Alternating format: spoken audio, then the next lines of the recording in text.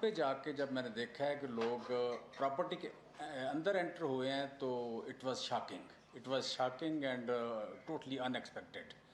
So for me मैं समझता हूँ कि शायद इससे बड़ा सदमा कोई भी नहीं था। तो मेरी जियो फेंसिंग देखें या फ़ोन की लोकेशन देखें या वीडियोस देखें तो 6 बजे मैं वहाँ से निकल गया हूँ। वजह यही थी कि मतलब अनबियरेबल जैसे होता है या अनअफोर्डेबल या totally unexpected out of Bloom एक होती चीज़ वो थी। सो हम बिल्कुल कंडेम कर रहे हैं इसको। 9 मई को जो वाक़यात हुए और उसमें यू कैन से कि जो लोग एंटर हुए उसमें जो लोग आप कह लें कि किसी तोड़ फोड़ का शिकार हुए वो बड़ी सीधी सीधी बात है कि उन लोगों का आप कह लें कि जो भी कानून के मुताबिक एक सज़ा होती है या कानून के मुताबिक जो एक प्रोसेस है कानून का उसमें जाना चाहिए उनको। और पूरी कौम को सपोर्ट करना चाहिए। हम भी इसको सपोर्ट करते हैं, 100% सपोर्ट करते हैं।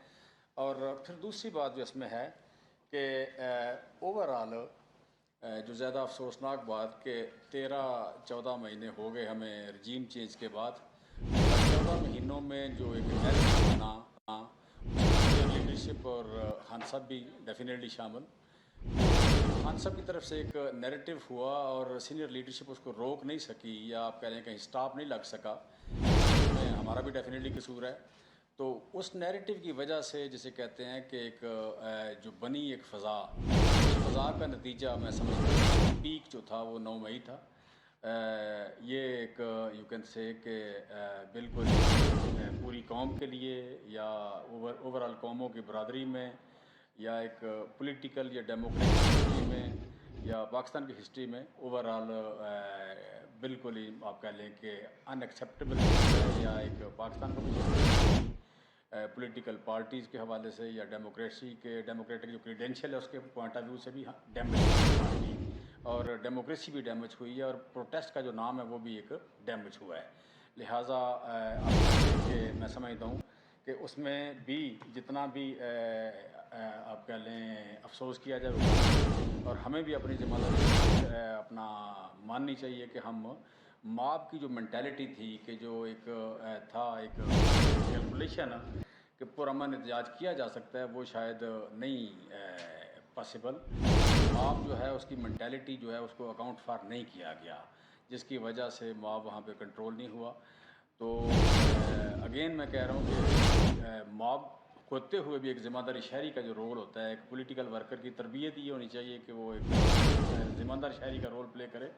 कोई भी प्रोटेस्ट जो है हमेशा प्रोटेस्ट के नाम के साथ ही प्रोटेस्ट के लफ्ज़ के साथ ही तो अगर किसी पॉलिटिकल पार्टी का जो वर्कर है वो पुरअमन नहीं है तो पॉलिटिकल पार्टी की तरबियत में कहीं नक्स है या कहीं नैरेटिव में प्रॉब्लम है और डेफिनेटली यहाँ पे मौजूद है जिस तरह। सो हम इस फेलियर को भी बिल्कुल ओन करते हैं, मानते हैं और ये दूसरी फेलियर है कि हम उसको स्टॉप नहीं कर सके, कहीं उसको मैनेज नहीं कर सके। और अगली जो बात मैं करना चाह रहा हूँ कि जो प्रोटेस्ट है वो उसका आउटसाइड से इनसाइड जाना या बाज़ जगह हमले थे या आगे गराव जलाओ वाली बात थी वो भी टोटली अनफॉर्चुनेट था और मैं समझता हूँ कि एक बड़ी फेलियर हुई है। सो उसको देख के जब हम शुहदा की तकरीर को देखते हैं, जब हम यू कैन से कि लोगों को जो जिस फ़ौज से सबसे ज़्यादा मोहब्बत करते थे उस फ़ौज के ख़िलाफ़ बोलते हुए देखते हैं या एक यूथ को उससे नाराज़ होते हुए देखते हैं जो यूथ पहले उनको आइडियलाइज़ करती थी उस यूथ को नाराज़ होते हुए देखते हैं या प्रोटेस्ट करते हुए या सामने खड़े होते हैं। तो ये पाकिस्तान की हिस्ट्री में बिल्कुल ही आप कह लें कि एक नई चीज़ थी जो खुदा ना करे कि कभी दोबारा इस तरह हो। तो यहाँ पे चूँकि एक तशद्दुद का एलिमेंट जो शामिल हुआ है उस तशद्दुद के एलिमेंट के शामिल होने से जो एक बदसूरती सामने आई है उसके होते हुए बिल्कुल वाज़ेह है कि हम सियासत को कंटिन्यू नहीं कर सकते। तो सियासत को कंटिन्यू जब नहीं कर सकते तो डेफिनेटली पार्टी के साथ अपनी एफिलिएशन कंटिन्यू नहीं कर सकते।